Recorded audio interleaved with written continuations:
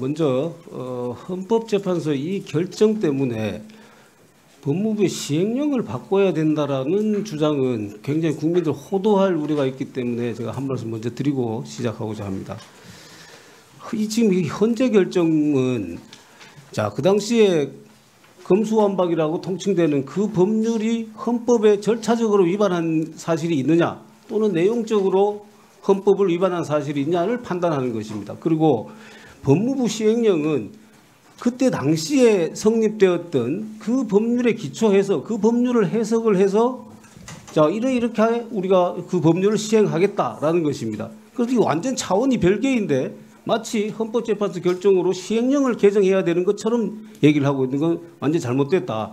그리고 이 시행령이 만약에 문제가 있다라면은 우리 헌법에는 시행령의 위법 여부에 대해서는 대법원이 최종 판단을 하도록 되어 있습니다. 이 시행령으로 인해서 피해를 입었다고 주장하는 사람이 소송을 제기하고 그 소송에 의해서 그게 전제가 될 때, 재판의 전제가 될 때 대법원에서 최종적으로 시행령의 위법 여부를 판단하도록 되어 있습니다. 이 절차를 거쳐야지 시행령이 잘못됐다고 얘기를 할 수 있는 것이지 헌법재판소의 이 판결로 시행령이 잘못됐다라고 바로 가는 것은 굉장한 논리 비약이다라는 말씀을 드리고자 합니다. 혹시 하실 말씀 있으신가요? 참고로 헌법재판소의 공보관이 언론에 한 말을 보면 이 시행령은 헌법재판소의 심판 대상이 아니고 그리고 시행령 자체가 법의 기초에서 된 것이기 때문에 시행령이 무효화될 이유가 없다라는 멘트를 언론에다 한 것이 보도된 것을 제가 본 기억이 있다는 점 지적합니다. 이 헌법재판소 결정에 대해서 저희들은 굉장히 유감이라는 말씀을 드리지 않을 수가 없습니다. 헌법재판소의 결정의 요지는 이겁니다. 절차상으로는 위법했지만은 결과적으로는 법안은 유효하다입니다. 이 판결은 물론 헌법재판소가 이런 판결을 처음 내린 것은 아닙니다. 이미 기존에 이러한 유형의 판결들이 있어 온 것은 다 알고 있습니다. 97년에 노동법 판결에서도 그랬고 2009년에 신문법 방송법 이 판결에서도 마찬가지로 판단을 했습니다. 절차 위법은 있었지만은 법안으로서는 유효하다 이렇게 판단을 했어요. 이 판결에서 10년, 20년 전에 이 헌법재판소 판결에서 오늘의 헌법재판소 이 결정은 한 발자국도 나아가지 못한 것입니다. 우리 사회에서 이 헌법재판 부분 말고 다른 부분에서는 형사법도 그렇고 민사법도 그렇고 절차적으로 잘못됐다면 절차적인 위법 부당함이 있다라면은 결론도 잘못됐다는 걸 끊임없이 확대해 왔어요. 그것이 사법 발전의 역사입니다. 그런데 이 헌법재판소 결정은 단 2007년, 97년, 2009년 그 판결에서 단 한 발자국도 앞으로 나아가지 못한 것입니다. 그래서 저는 이 판결에 대해서 굉장히 유감을 표하는 바이고, 입법 절차의 하자가 지금쯤에는 입법 절차에 하자가 있다 그러면은 그거는 법안으로 아무리 훌륭한 법안이라도 법률로 유효하지 못하다. 이런 선언을 했어야 되는 겁니다. 그것이 시대적인 추세에 저는 맞다고 생각을 합니다. 장관 이 부분에 대해서 어떻게 생각하시는가요?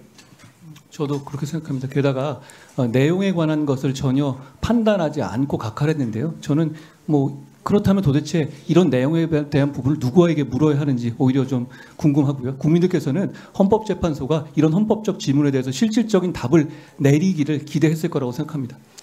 그리고 지금 한 가지 더 말씀드릴 부분은 실명을 거론해서 죄송합니다만은 이미선 재판관의 그 결정에 대해서는 굉장히 아쉬움을 표하는 바입니다. 왜냐하면은 이미선 재판관이 이렇게 말씀하셨어요.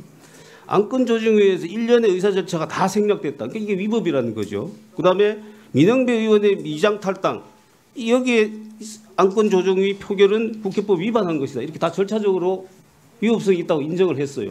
그런데 결론에서는 뭐라고 얘기를 했냐면은 법사위 1소위에서 축조심사와 토론 절차가 진행됐기 때문에 이 법안 심사 과정 전체에서 심의 표결권 행사가 전면 차단되지는 않았다. 그렇기 때문에 유효하다. 이렇게 판결을 했어요. 이건 무슨 얘기가 되는 거냐면은 우리가 법률을 지금 공포하고 효력을 가지려면은 여러 가지 절차가 필요합니다. 상임위에서 전체 회의, 소위원회 회의, 또 안건조정위원회 필요하고 다시 또 본회의 가면 본회의에서 반대 토론도 있고 여러 가지가 있습니다. 이 여러 가지 중에서 어느 한 군데라도 토론할 기회를 줬다라면은 전체적으로 유효하다. 이렇게 해석될 굉장히 큰 우려가 있는 것이죠. 이 부분에 대해서는 장관 어떻게 생각하십니까? 저도 이게 다수의 당이기만 하면 이렇게 되면 어떤 방식을 써도 법만 통과시키면 된다는 잘못된 인식을 국민께서 하고 걱정하실 거라고 생각합니다. 그래서 이것은 저는 단순히 민주당만의 문제라고 생각하지 않습니다. 이렇게 헌법재판소가 판결한 해는 어떤 당이 다수당이 되더라도 이 헌법재판소 판결례에 따라서 절차상 진행되는 과정 중에서 어느 한 군데만 토론할 수 있는 토론할 수 있는 기회를 주면은 그러면 그 뒤에는 어떠한 과정을 거치더라도 다 유효하게 된다. 어떤 다수당이 이렇게 하지 않으려고 하겠습니까?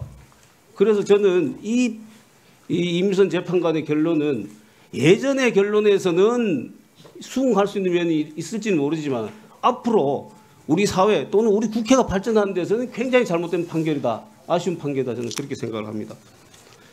그리고 이 부분에 대해서는 민주주의 원칙에도 위배되는 민주주의 원칙은 아까도 얘기를 했습니다만 다수결의 정당성을 가지려면 소수자에게 표현의 기회를 충분히 줘야 되는 것이거든요. 그것도 위배한 판결이기 때문에 그 판결에 대한 대단한 아쉬움이 있다. 이런 말로 마무리하겠습니다. 네.